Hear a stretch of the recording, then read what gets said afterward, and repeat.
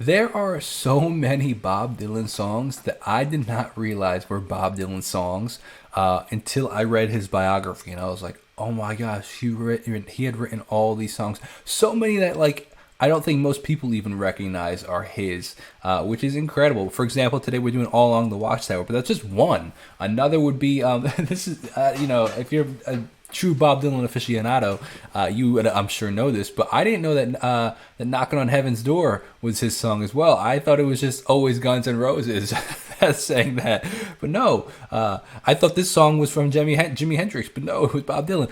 Another one I heard was Wagon Wheel. Rock me, mama, like a wagon wheel, which most people, if they didn't know, would just think is Darius Rucker, but it's actually Darius Rucker covering another band's, I think something with the name Crows in it. I don't recall off the top of my head, but it's actually, the chorus is written by Bob Dylan, and he never released it, but it was something that he'd written and I think worked with something, and somehow there was some sort of like recording of it, and then the guy took it and then wrote I think the rest of it and then finished it. But like there are so many songs out there, and I'm like, oh my gosh, he wrote that song and that song and that. It's insane. He's like one of the most popular covered artists ever. It's insane. I don't know if that's true, but it sure feels like it. So let's get right into this. This is All Along the Watchtower, Bob Dylan's version. It'd be interesting to do like a comparison between Bob and Jimmy's version, but I was so surprised to see this when I was listening to the album.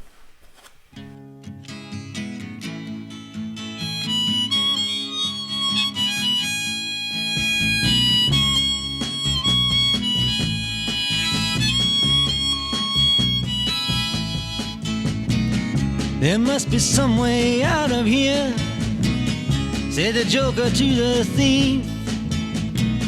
There's too much confusion, I can't get no relief. It's amazing. Let me just pause. We're gonna pause this a couple times, especially because like it's a short song, so like there's a lot to talk about within in the short song, so it's gonna feel like a lot. But it's amazing. I don't know what year this one was released, but I just recently listened to his track "Subterranean Homesick Blues" and filmed a video on that, and that was 1965. This one, maybe we'll guess this early 70s. But what I want to say about that is, in that short time span, it is incredible to see the quality of recording increase. Like this compared to Subterranean Homesick Blues is like a world of a difference. Like you can hear the acoustics so cleanly here, and like before, like the electric guitars, they all kind of just mashed together, which was just a sign of the times. There wasn't you could really do about that, but like it's incredible to see the technology that kind of advanced. What I also want to talk about is how Jimi Hendrix, like you can hear the thread of Jimmy's version and Bob Dylan kind of crossing over each other, which is kind of cool because Jimmy shows that Jimmy like kind of like while his version is so unique, it kind of stays along the thread of the original cover. It's not like he changed the chord progression or the feel. Like it still feels like Bob's song. Just very different with the, obviously different instrumentation. The guitar solo, there's no harmonica, it's a guitar solo instead. But it's very, very, very interesting. Businessmen, they drink my wine, plowmen dig my earth. None of them along the line know what any of it is worth. He's got such a distinct voice, man. Where Panic started to get a little more popular.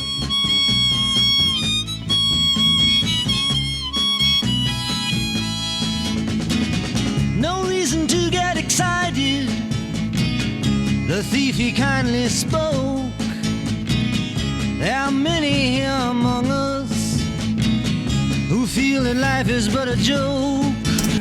I'm laughing because I'm realizing now, 12 or 13 years later, that at a talent show in high school, I played guitar for a guy that sang a couple songs, and this was one of the songs that we covered. I think we did 2 songs, and it was this, and it was a Dave Matthews song, "Crashed Into Me." But like, how crazy is this? Like, it's just funny how ignorant we can all be sometimes. Or let me speak for myself, how ignorant I can be. It's just, I don't know. It's just funny, man. It's just funny. But you and I, we've been through that, and this is not our fate.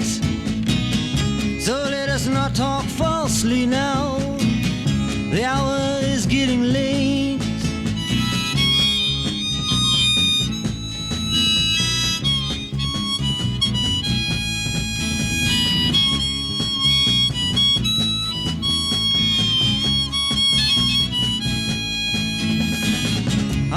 The panning, one of the really interesting things about this time period of music is the panning of the drums. How hard they pan the drums into one ear or the other. It's just something we don't do as much anymore, but it is an interesting thing that distinctly defined those time periods of music. Watchtower, princes kept the view, while all the women came and went, barefoot servants too. Outside in the distance, a wild cat did growl. Two riders were approaching, the wind began to howl.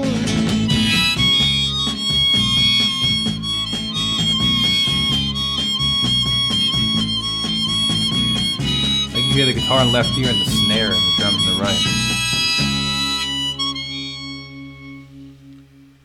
It also kind of just ends, you know, like doesn't feel like it has this like resolution to it, which, you know, could be a point of intention.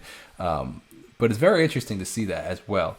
Yeah, it's just super interesting. I also, like, what do you define the meaning behind the song? What do you think the meaning is? Like, is there a distinct meaning? Did he release a meaning? Is there an interpretation? Like, who knows, man? That's a very interesting aspect of music. But I hope you enjoyed this. Let me know what you think. Send me a text if you have any requests or want to say what's up. And I'll see you in the next video. Thank you so much. God bless and peace out.